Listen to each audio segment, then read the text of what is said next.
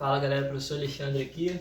Então vamos dar continuidade nos quadriláteros notáveis falando do trapézio. E aí, o que tem que acontecer para que eu tenha um trapézio? Eu tenho que ter dois lados paralelos e outros dois lados não paralelos. Então aqui no caso, ó, AB e CD são os lados paralelos. De tal modo que essa base aqui eu vou chamar de Bzinho, base menor, e essa outra base aqui, CD, eu vou chamar de Bzão, base maior. O que seria trapézio escaleno? Trapézio escaleno não tem nada de especial nele, não tem nenhuma relação que a gente possa dizer aqui que seja especial.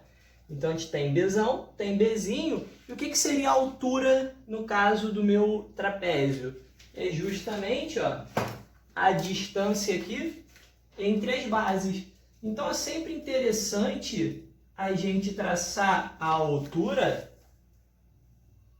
no finalzinho aqui, da base menor. Posso traçar até dos dois lados, Tracei aqui, Tem lá, Repara que a gente forma, isso pode ser útil, dois triângulos retângulos. E aqui a gente ainda, além disso, a gente obtém um retângulozinho, onde esse cara aqui, H, é a própria altura do trapézio, tá? E aí, como isso aqui era Bzinho, eu estou trazendo esse Bzinho aqui para baixo. Então, este pedacinho aqui de baixo, é Bzinho também. Tudo é Bzão. Agora, no trapézio escaleno, quanto é que vale essa parte aqui? Não sei. Quanto é que vale essa outra partezinha aqui? Também não sei. Tem alguma relação entre BC e AD? Não. Então, o trapézio escaleno, a gente só pode tirar isso. Não tem nada de especial nele. E aí, seguindo, a gente vai para o trapézio retângulo. O que vai acontecer no trapézio retângulo? A gente continua tendo Bzinho, que é o AB aqui, tá? A base menor. A gente continua tendo a base maior que Bzão. Sendo que um dos lados não paralelos, nesse caso aqui o AD, ele vai formar 90 graus com as bases, 90, 90. Então, esse segmento AD, ele vai ser a própria altura desse trapézio. E aí, sempre útil a gente buscar esse triângulo retângulo aqui, Sempre útil. Tá lá, Tá vendo o triângulo retângulo aqui? Onde a hipotenusa é BC, não sei, não tem nenhuma relação tão especial. Esse cara aqui vai ser a altura H, aqui, H, saiu direito, H. Agora, esse pedacinho aqui eu já sei quanto que vale em função, claro, de Bzão e Bzinho. Eu estou falando desse pedacinho aqui. Se tudo é Bzão e esse pedaço aqui é Bzinho, essa parte é Bzinho e tudo é Bzão, esse pedaço aqui de verde é tudo menos o Bzinho. Então é Bzão menos Bzinho. Interessante a gente notar aqui também o seguinte. O trapézio, que é um quadrilátero, ou seja, a soma dos ângulos internos tem que dar 360, eu já tenho 90, 180. Então, claro que esse ângulo e esse aqui são suplementares, a soma tem que dar 180. E aí, esse ângulozinho aqui, alfa, no trapézio retângulo, ele vai ser agudo, e este outro ângulo aqui todo, esse ângulo todo, beta, ele vai ser obtuso. Então, a gente tem um ângulo agudo e tem um ângulo obtuso. Então, esse alfa aqui é menor que 90 e o beta é maior que 90, claro, menor que 180. Então, o alfa, vou colocar aqui, está entre 0 e 90 e o beta está entre 90 e 180, de tal modo que eles são suplementares. Alfa mais beta tem que dar 180. E agora a gente vai para o trapézio isósceles. E aí no trapézio isósceles, aí sim a gente tem várias coisas que a gente pode tirar aqui. É o seguinte, esse cara é Bzinho, continua sendo Bzinho, esse cara é Bzão. Mas no trapézio isósceles, os lados não paralelos, eles são iguais, ou seja, BC é igual a AD. Esses dois caras são iguais. O que isso é bom pra gente? Que se a gente traçar a altura, olha só, tracei a altura aqui.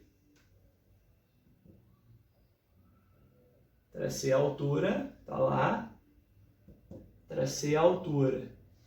Aqui, vou mostrar aqui. 90, 90. A gente vai ter dois triângulos retângulos que vão ser congruentes, né? Entre aspas, aí, iguais. Por quê?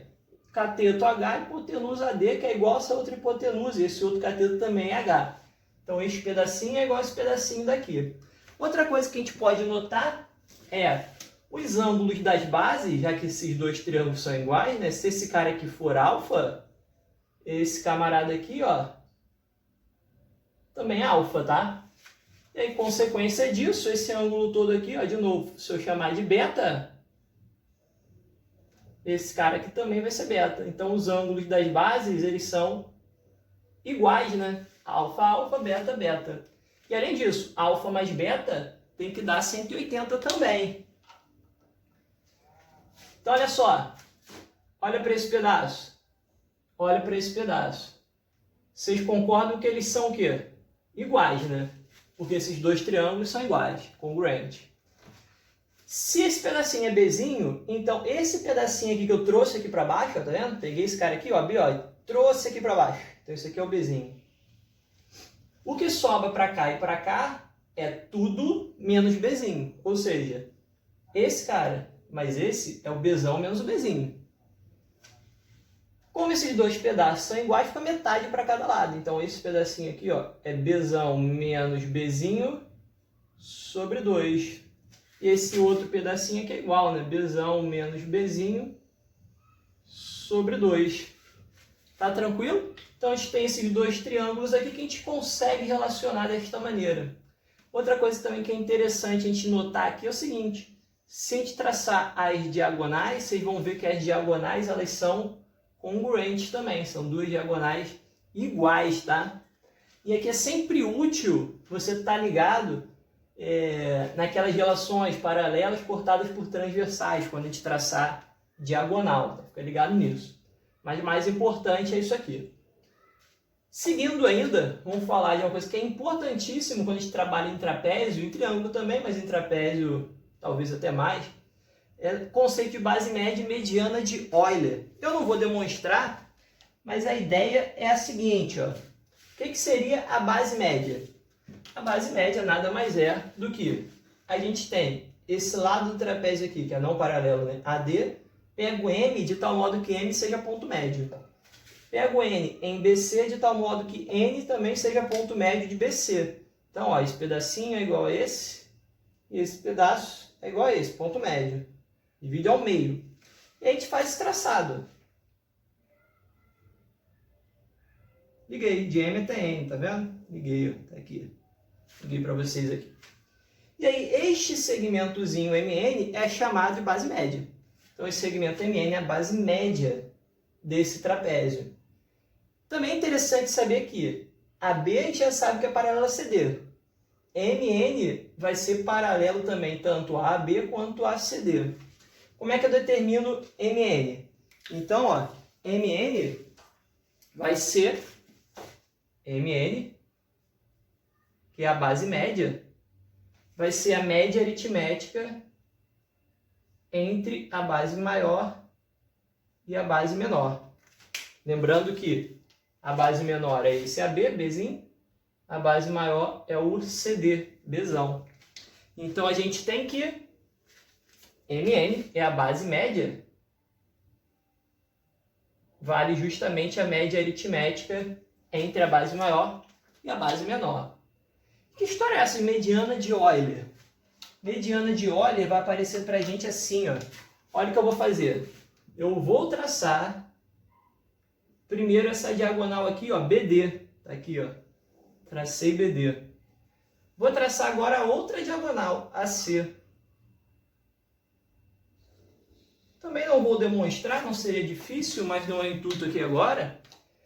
Mas esse segmentozinho, ó, esse segmento que está sobre a base média, e essa primeira diagonal cortou a base média aqui nesse ponto, e essa outra diagonal AC cortou a base média nesse outro ponto. Este segmento é chamado de mediana de Euler. E a mediana de Euler, ME, vai ser a base maior menos a base menor sobre 2, só isso. Então essa aqui é a mediana de Euler. Se escreve Euler, né? Mas se fala Euler. Está lá a mediana de Euler. É isso. Tranquilo? Espero que tenha tudo de boa até aqui. Então a gente tem lá as principais características dos trapézios aqui, né? Bom, vou fazer duas questões aqui pra gente. A primeira é a seguinte. A gente tem um trapézio. Esse trapézio é tal que ele não fala nada a respeito se é retângulo, escaleno, isósceles, a princípio é escaleno. De fato é, né? Essa base é 9,4, a base maior, a menor 5,7. Mas ele diz que esse ângulo aqui W vale B e este outro ângulo Y aqui vale 2B. E aí a primeira coisa que deveria vir à mente da gente aqui neste momento é, já que esse ângulo é B, esse ângulo aqui é 2B, eu vou traçar a bissetriz desse ângulo. Por que está fazendo isso? Calma, vai ficar muito claro o que eu estou fazendo. Então eu tracei a bissetriz, agora eu vou apagar esse 2B. Como é bissetriz, ficou B aqui e B aqui também. Repara que, como esse cara é B, esse cara é B, esses dois caras eram paralelos. Tracei essa bissetriz, então a gente tem que esse quadrilátero aqui formado, ó, x, y, esse ponto e w, ele vai ser um paralelogramo. Dessa forma a gente pega esse 5,7 e leva lá para cima. 5,7. E aí tem outra coisa aqui que a gente tinha que notar também. Repara o seguinte, WZ é paralela a XY porque é um trapézio. E aí agora eu tracei, ó, esse cara aqui, ó, essa diagonal aqui, ó, essa diagonal não, essa transversal, né? Então a gente tem duas paralelas cortadas por uma transversal. Observa direitinho que este ângulo, ó, que é B, e esse ângulo aqui, eles são alternos internos. Eles estão um de um lado, outro do outro, dentro das paralelas, né? Então esse cara aqui, ó, é B também, alternos internos. Ângulos alternos são iguais, lembra que eu falei lá? Pra gente ficar ligado em paralelas cortadas por transversais, tá aí. Se esse cara é B, esse cara é B, então este triângulo aqui formado, ó, é isósceles. Se ele é isósceles, oposto a B é esse segmento aqui, é igual ao oposto a B, o YZ, que é o que a gente quer. Só que olha só, olha aqui para cima. Esse segmento aqui a gente sabe quanto é que vale. Por quê? Se tudo é 9,4 e esse pedaço aqui é 5,7, esse resto aqui, ó, é o que sobrou, né? De 9,4 menos 5,7, ou seja, 3,7, né? 3,7 quilômetros. Oposto a B, 3,7, como é isósceles, esse YZ aqui, YZ, também vai ser 3,7. Olha que legal, a gente nem praticamente fez conta, né? E a gente chegou na resposta. Só com traçado. 3,7 quilômetros. Perfeito? Então essa aqui seria a resposta dessa questão. Vamos fazer mais uma. Aí para quem está com a apostila, essa página aí, essa questão, a questão 5, enfim. A questão fala assim, ele te dá um trapézio retângulo. E aí ele fala o seguinte, esse ângulo agudo ele chamou de alfa, e este outro ângulo, no caso obtuso, ele chamou de beta. Ele relacionou alfa e beta. Beta é igual a 5 vezes o alfa, ele quer saber alfa. A gente sabe que, se eu somar alfa mais beta, tem que dar 180. Por que tem que dar 180? Porque eu já tenho 180 para chegar a 360, que é a soma dos ângulos internos de qualquer quadrilátero, falta justamente 180. Mas quem é beta? 5 alfa, né? Então a gente fica com alfa mais 5 alfa é igual a 180. Se alfa mais 5 alfa é 180, alfa mais 5 alfa dá 6 alfa, né? Então aqui a gente tem que 6 alfa é 180. O alfa vai ser o quê? 180 sobre 6, né? 180 sobre 6 vai dar 30 graus. Então o valor de alfa é 30. Então, o valor de beta vai ser 5 vezes o 30. Eu vou colocar aqui direto 150, né? O beta é 150. Isso era a letra A.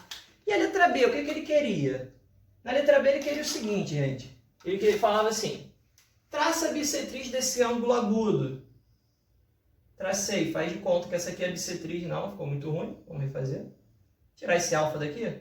Digamos que a bissetriz aqui esteja... Esse cara aqui, ó, vamos dizer que é a bissetriz desse ângulo agudo.